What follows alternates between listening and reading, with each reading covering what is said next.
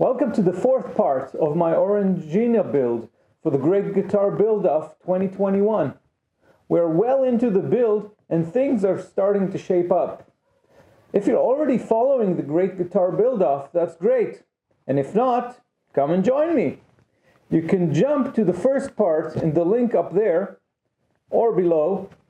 Well, in this part, I'll continue building and experimenting. So join me. Let's build a guitar.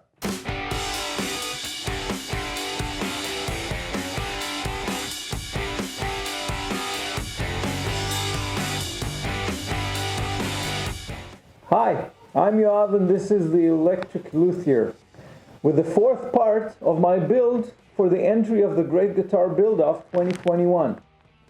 In the last three parts, I made the body shape and some of its cavities have been routed out. I've then proceeded with the neck and it's been routed, fitted with a truss rod and carbon rods. The fretboard has been fanned, slotted, and glued to the neck.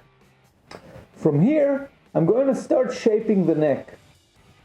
I've made this thick MDF neck template which will match the bridge and the nut width I'm planning. It's 63.5 millimeters at the heel and 48 millimeters at the nut. It is a 7-string. I marked the lines, and since it's hard to see the pencil mark on the dark rosewood, I put some blue masking tape just to make it easier for me. Until I get that bandsaw, I'll use my jigsaw for the rough outline of the neck. Because the headstock is angled, I'm going to leave it for later. That's also why the templates are separate.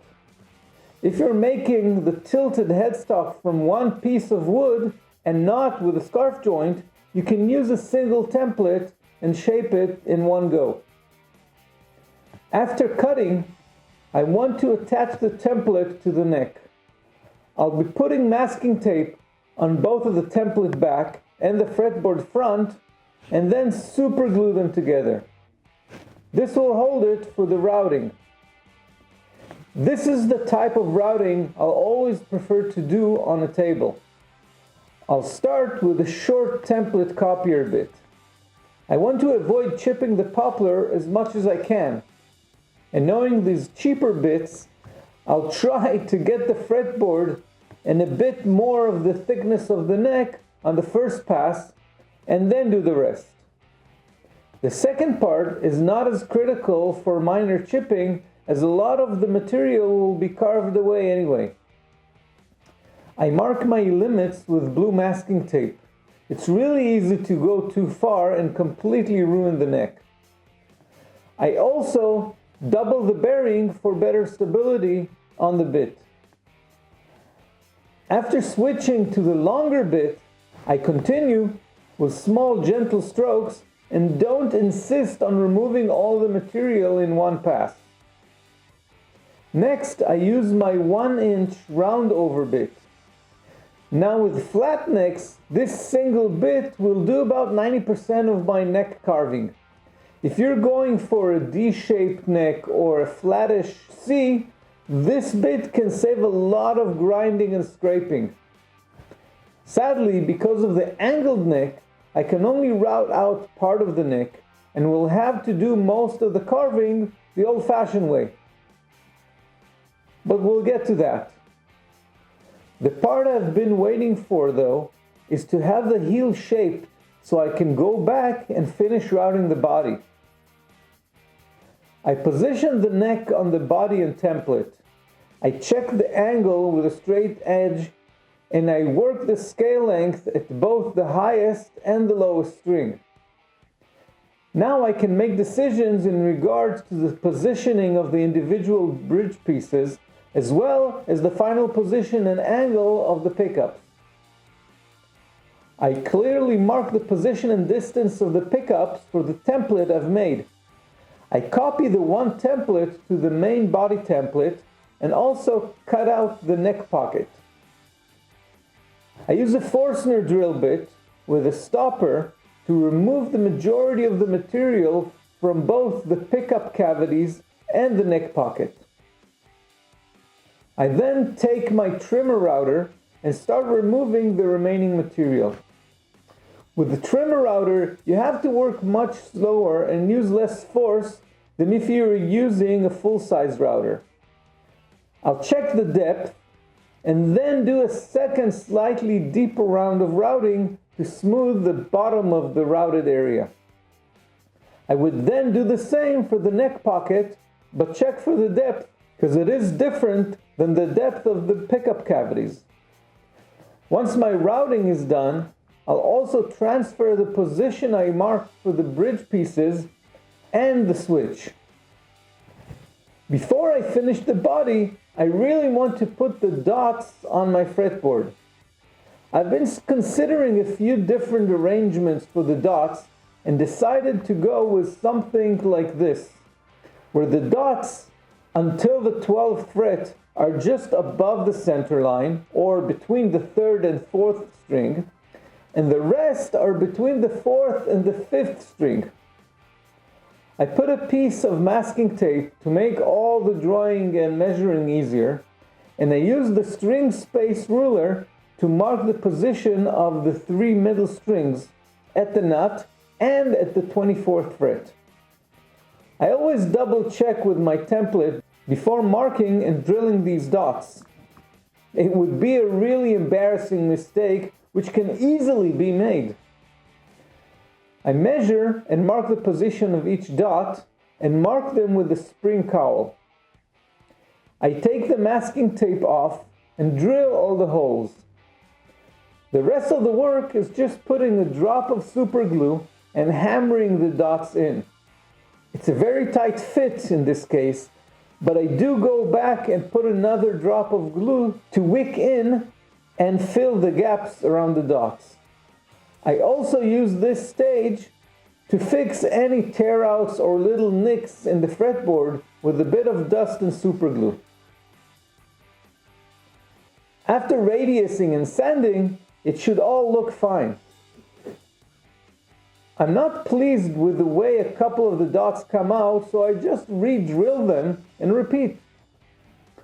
Between the depth of the hole and the thickness of the dot, I should have enough wiggle room to get it right.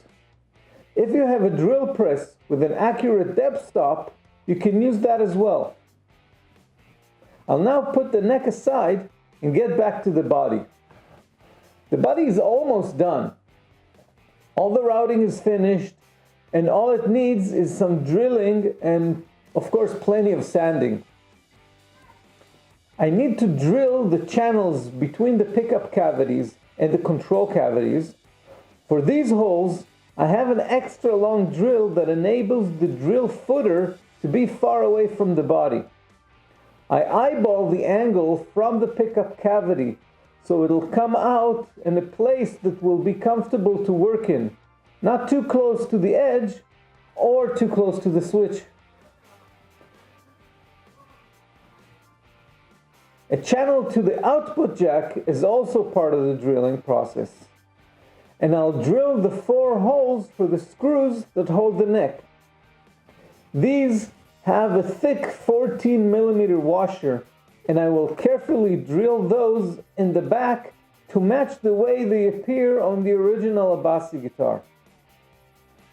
Aside from all these, I also want to drill and make room for the bridge pieces, which do need to go into the body in some places. These will benefit greatly from a drill press with a depth stop and accurate marking.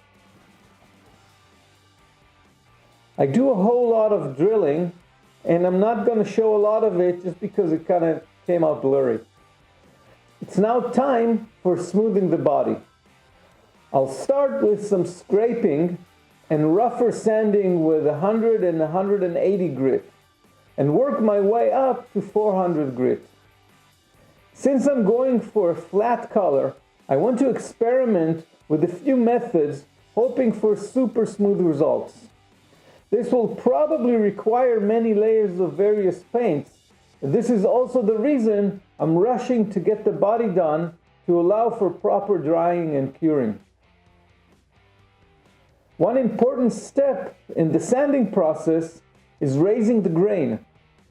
The grain reacts to humidity and will pop up to give a fuzzy kind of feel. To avoid this happening with the first layer of paint, I run a wet cloth on the surface and let it dry. You'll feel it right away, and I just sand it right down with the last grit that I used. Depending on the type of wood, you may want to repeat this action. Doing it now is way easier than any other stage in the process.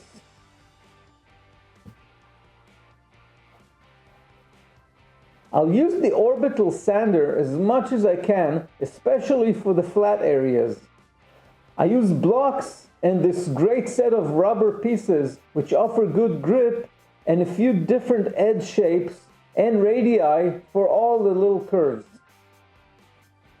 When all the surfaces are smoothed up to a 400 grit, I cover the neck pocket with masking tape and connect it to the sophisticated arm I use for painting.